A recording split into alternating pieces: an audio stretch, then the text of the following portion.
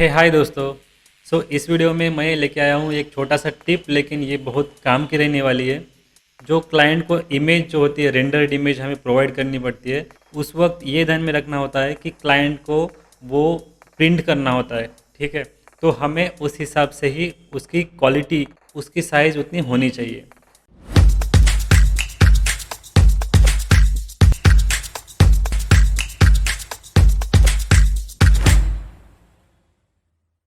Actually क्या होता है, कुछ क्लाइंट है ना, बड़े बैनर पे प्रिंट करना चाहेंगे। कुछ लोग छोटे जो प्रोजेक्ट्स होते हैं वो A4 साइज़, A3 साइज़, इस पेपर साइज़ पे प्रिंट करते हैं।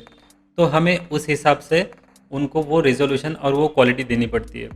तो यहाँ पे आपको ध्यान रखना यही है कि जो डॉट्स पर इंच यानी DPI जिसे कहते हैं, वो जितने ज़्यादा डॉट्स होंगे उतना वो इमेज का क्वालिटी है ना, वो बड़ी होगी या फिर निखर के आएगी।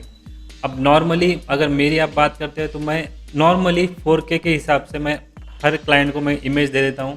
तो अगर छोटा भी प्रोजेक्ट हो या फिर बड़ा भी प्रोजेक्ट हो तो कोई मैटर नहीं करता, क्योंकि 4K का जो क्वालिटी होती है नियर अबाउट 10 MB के आसपास एक JPEG जाता है, वो JPEG ही प्रोवाइड करता हूँ। लेकिन अगर मान लीजिए कोई अपार्टमेंटल बड़ा सा प्रोजेक्ट है या फिर कमर्शियल प्रोजेक्ट है, तो वो लोग बड़े स्केल पे उसे प्रिंट करते हैं। तो उस वक्त आपको ध्यान में रखना है कि आपको इमेज देते वक्त इमेज की फॉर्मेट पे चेंज करना पड़ेगा, फॉर्मेट ये करना पड़ेगा। तो आपको 2-3 चीज़ें ध्यान में रखनी है इस वक्त। आपका जो रिजोल्यूशन है वो कितना हो, आपका जो DPI वैल्यू हो वो कितना हो, एंड थर्ड इम्पॉर्टेंट थिंग, आपका जो इमेज का फॉर्मेट है वो मैटर करता है। आपका जो क्लाइंट है वो बड़े स्केल पे अगर प्रिंट कर रहा है, बैनर प्रिंट कर रहा है, तो उसे PDF दे दीजिए। अगर मीडियम स्केल पे आपको अगर देना है इमेज तो PNG दे सकते हो आप। तो जो PNG का साइज़ होता है वो 24 बिट होता है। उसका जो कलर इन्फॉर्मेशन है वो 24 बिट इतना जो स्पेस होता है उस पर सेव करता है। तो ऑटोमेटिकली वो हाई क्वालिटी इमेज बन जाता है। लेकिन JPEG की बात करें, JPEG सिर्फ 8 बिट का होता है, इसलिए आपको जब JPEG जूम करते हो तो पिक्सेलेट होता है।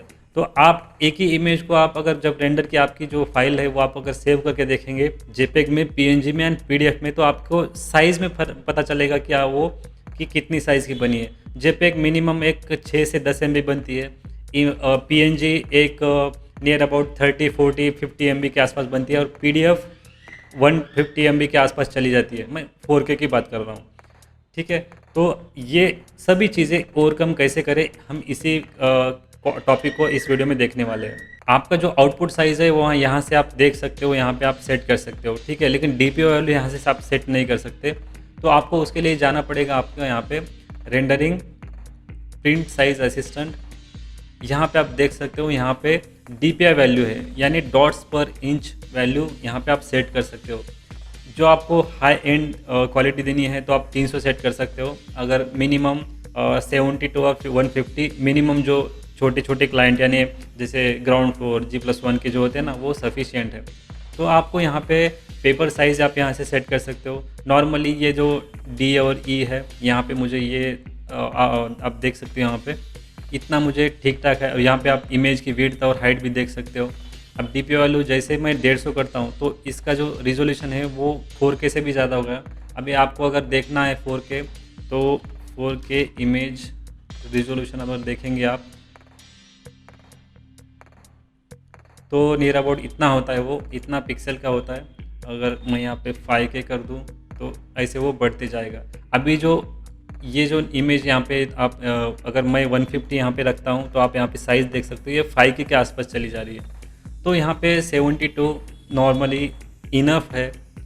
और यहाँ से आपको सीधे जाना रेंडर सेटअप में, तो आप यहाँ पे देख सकते हो 2448 और 3168। ठीक है, ये जो इमेज का विड्थ एंड हाइट है वो आपको यहाँ पे रिजोल्यूशन में सेट हो जाएगा, आप देख सकते हो यहाँ पे। ठीक है, अब यहाँ पे आपको कुछ भी चेंजेस करने की या कुछ करने की ज़रूरत नहीं, आप सीधा सीधा इसको रेंडर कर सकते हो। अगर मैं इसके टेस्ट रेंडर की बात करूँ, मैं आपको दिखा दूँ, ये मैंने हाफ रेंडर पे इसको ये किया था। ये रिजोल्यूशन सिर्फ टेस्ट रेंडर के लिए है। मैं रेंडर करने से पहले कुछ टेस्ट रेंडर देखता हूँ, प्रॉब्लम तो नहीं है क्या है, कुछ लाइट्स ज़्यादा ओवर एक्सपोज तो नहीं हो रहा है, या फिर कुछ मॉडल ठीक से दिख रहा है या नहीं दिख रहा है। हर एक चीज़ यहाँ पे मैं देखता हूँ पहले, अगर टेस्ट स्टैंडर्ड ठीक रहा तो मैं बाद में उसको मैं फाइनलाइज करने के लिए DPI वैल्यू अगर वो पूरा सेट करके उसको मैं रेंडर करता हूँ। तो आपको अगर मेरे इमेजेस या फिर आप इस चैनल पे नए हो, आपको अगर देखनी है तो इंस्टाग्राम पे मैंने मेरे काम जो है रिसेंटली जो भी किए वाले होते हैं मैं वहाँ पे शेयर करता हूँ। इंस्टाग्राम पे मेरा पर्सनल अकाउंट एंड मेरा फर्म का अकाउंट अलग अलग है, आप वहाँ पे दोनों को भी फॉलो कर सकते हैं, अगर चाहे तो आप वहाँ पे मेरा काम देख सकते हो। तो ये था दोस्तों एक सिंपल सा एंड क्विक टिप। आपको अगर ये पसंद आया थोड़ा भी और आपके काम में आया तो आप मुझे नीचे कमेंट में बताइए कि आपको कैसा लगा, एंड एक लाइक तो बनता है। तब तक के लिए सेफ रहिए एंड प्रैक्टिस करिए।